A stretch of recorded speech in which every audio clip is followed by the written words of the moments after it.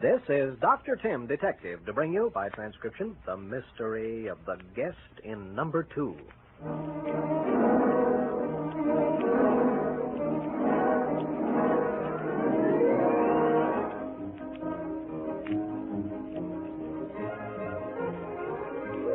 Being a combination of doctor and detective gets pretty rugged sometimes, and this was one of those times, all right. The guest in number 2, we called him. Jill, that's my landlady's daughter, first called him to my attention. Mom just rented number 2. You know, the room up on the second floor. To the doggonedest guy. I remember you thought I was the doggonedest guy when I moved in here and set up a laboratory for crime detection and medical work. Well, but Sandy thinks so too, don't you, Sandy? Yeah, I think maybe he's a criminal in hiding. I'm afraid you kids have developed unnatural suspicions from helping me out with some of my cases. Well, anybody that says his name is Jones, then... Oh, now, look. Some people really are named Jones. Several 100,000 of them, I presume, and... Yeah, but if that's his name, then why are all his suitcases marked with RWM? Sure, every one of them, stamped in gold letters. None of our business, kids. Boy, your mother'd skin you alive, Jill, if she knew you were prying into the luggage of a paying customer.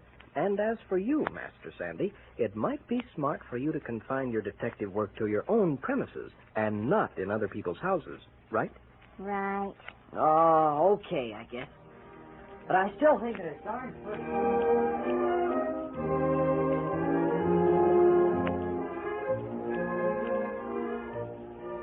I wish now I'd paid more attention to Sandy and Jill in the matter of the stranger in number 2.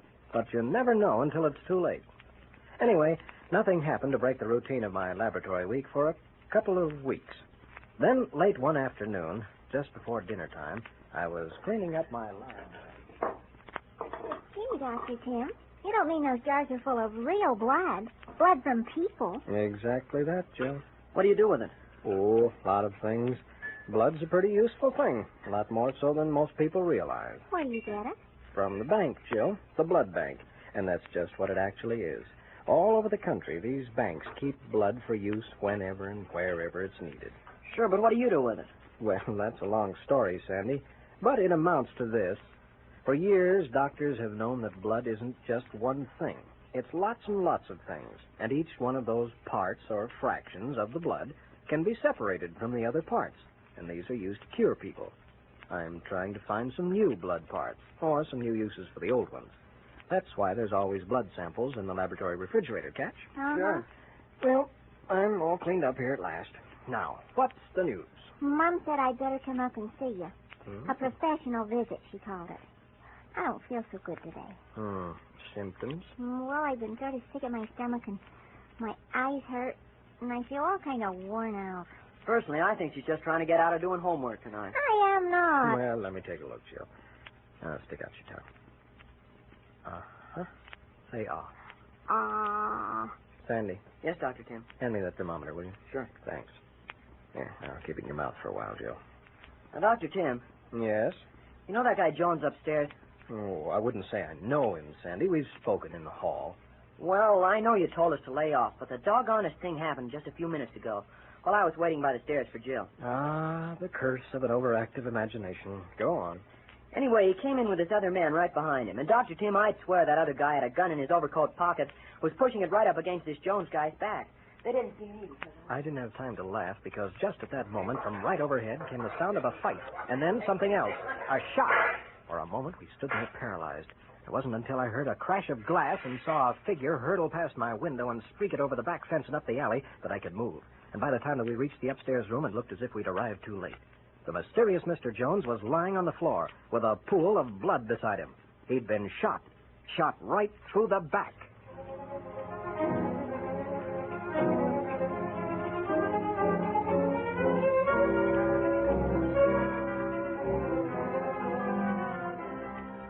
Looking back on it afterwards, I don't know what I'd have done without those kids. There wasn't anybody else in the house, and if I ever needed 6 hands, I needed them then. Sick as she was, Jill just gulped and said, Holy gee. Is he dead? He wasn't quite, but it was a matter of moments. Gunshot wounds can be pretty nasty, and where there's loss of blood, you always have shock to contend with, and shock can be mighty serious in itself. Sandy didn't have to be told. In a flash, he was downstairs and back with my medical bag. One word to Jill, the word police, sent her flying to a telephone, and I knew an ambulance and help would be on the way at once. Meantime, the mysterious Mr. Jones was in the hands of God and a doctor. I hoped I was a good doctor, and I remember asking God to help me out on that score. Jones was dying, fast. Then I remembered that blood in my laboratory.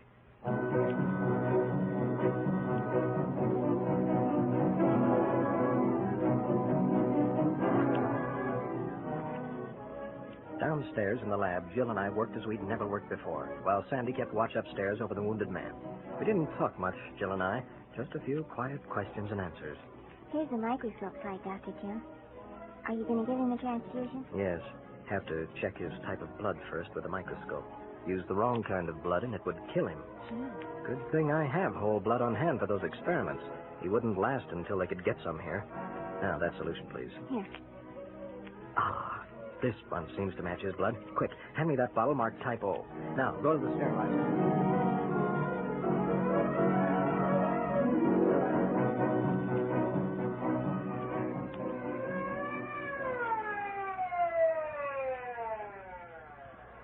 20 minutes later, the ambulance arrived. 2 squad cars and a dozen or so police were scouring the neighborhood for some trace of the man who had tried to murder the mysterious Mr. Jones. And as for Jones, that blood had saved his life, had replaced the vital fluid, the blood cells, and all the other chemical elements so necessary to keeping the life of a man going. Jones was still unconscious, of course, and would be for a long time yet. His condition was so serious that he couldn't even be moved to a hospital. It would have meant sure death from more loss of blood and shock. The case was out of my hands now, but I'd done my best, and I hoped my best was good enough. I sank down weakly in a chair in my laboratory. And it wasn't until I noticed Sandy and Jill, big-eyed and bursting with excitement, that I remembered the other side of the affair. Who had shot Jones and why? Maybe I could help there, too.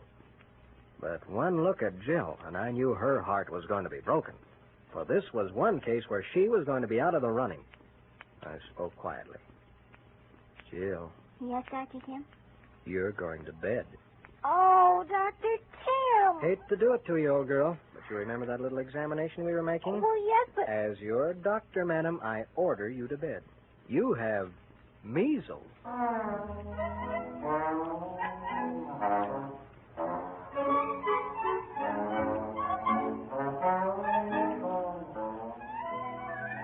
A few minutes later, the house had 2 bed patients. One, a very sad young lady with measles. The other, a man nobody knew, who had almost been murdered. A third patient, Sandy, was standing up bravely under a light, while I stood over him with a hypodermic syringe. What's the stuff, Doc? Well, believe it or not, Sandy, it comes from blood, too. It's going to keep you from catching Jill's measles, or at least it'll make certain that you have a very light case and protect you for a long time afterwards. What do you call it? Immune serum globulin. Well, let's skip that one, huh? Well, you see, this stuff is one of those blood parts, fractions I was telling you about.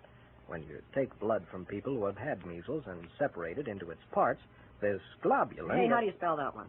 Well, Globulin. It works wonders to keep people from getting measles from other people. I'll take your word for it, Doc. Go ahead and shoot. Okay. I didn't even feel it. Am I safe now? Perfectly safe. Dr. Tim, Yes. you know, I've been watching that guy, Jones, the one who was shot. I can tell you something about him. What? He's loony. You know what he does? No. He collects rocks, believe it or not. Just common old rocks. Well, that's a harmless pastime. Sure got him in a mess of trouble. Maybe you've got a point there, Sandy. But why would anybody shoot a man for collecting rocks? Unless they were gold or something. Whoever shot him was after those rocks, all right. When you left me alone with Mr. Jones in the room upstairs, I sort of noticed that several of his suitcases had been busted open. There were rocks with labels on them scattered all over the room. I'd sure like to know why.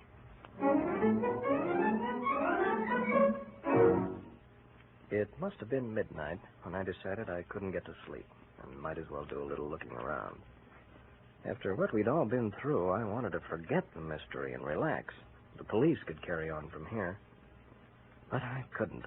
So I went up the stairs to where the mysterious Mr. Jones hovered between life and death. I motioned the nurse to be silent and carefully examined the room. Sandy was right. There was nothing of interest except the rocks. There were hundreds of them, all sizes and all shapes, and all neatly labeled with cryptic little stickers which said Northwest 100A or South G8, referring no doubt to some location on a map where they had been gathered. I took a couple with me to examine at leisure in the laboratory and started downstairs when I noticed a light coming from under the door to Jill's room. Come in. Well, sort of late for a sick girl to be reading, isn't it? Oh, honest, I've been asleep. Well, it's lights out now. Doctor's orders. Okay, Doctor. How's Mr. Jones? Is he going to live? I wish I could tell you, Jill. The use of blood has given him a chance. First the transfusion, and then later maybe he'll need plasma. What's that? Oh, plasma's another part of blood, Jill. It can be stored indefinitely and won't spoil as quickly as whole blood. You use it when you don't need the red cells of the blood, just the liquid part. Gee, blood is sure wonderful stuff. Mm-hmm. Of course, Dr. Tim, what are you doing with those rocks in your hand? Oh, these? Well, they're from Mr. Jones' room. Seems to be a lot of them up there. Are they anything special? I don't know, Jill. Sandy mentioned them, and I thought... Gee whiz. I'll bet I know what they are. I was reading in the paper tonight. Everybody's out looking for them. For what? Well, gosh, I forget what you call it. But prospectors go out with some kind of electric machines, and they... I just stood there with my mouth hanging open. What a dope I'd been. It took 2 kids to tell me what I should have seen from the very first moment. Without even saying goodnight to Jill, I dashed down the stairs, picked up the telephone, and called the Federal Bureau of Investigation. This was a case for the G-Man.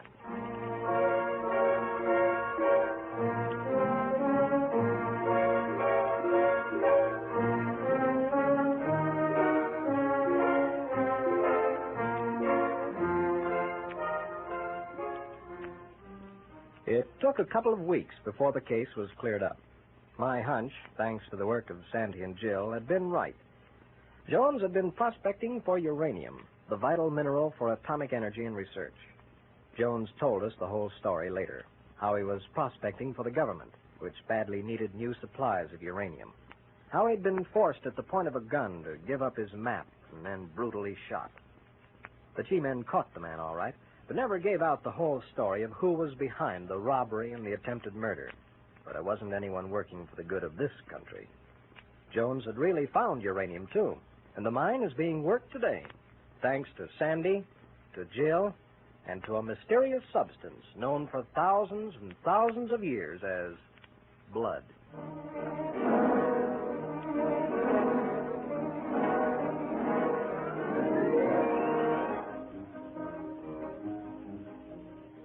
This is Dr. Tim, Detective, saying so long until next week at this same time, when Sandy, Jill, and I will dip into my casebook and bring out a brand new transcribed story, The Mystery of the Man from Trouble Creek.